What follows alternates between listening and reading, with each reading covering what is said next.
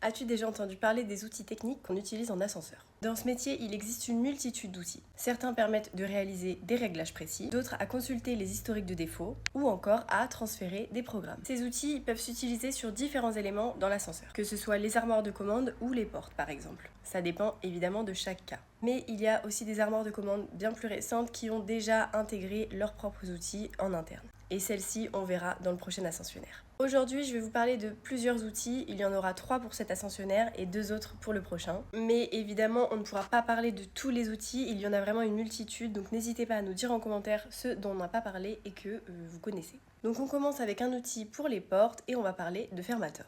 Donc l'outil Fermator, il s'utilise évidemment sur la marque Fermator et sur les portes donc Fermator.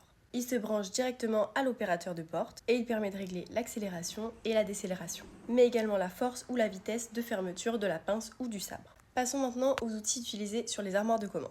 On va d'abord commencer par l'outil MEA. Cet outil est utilisé sur les armoires NG12. Il permet d'accéder à des paramètres cachés qui ne sont pas visibles depuis le pavé de commande classique. Il peut aussi servir à copier un programme pour le transférer sur une nouvelle carte électronique.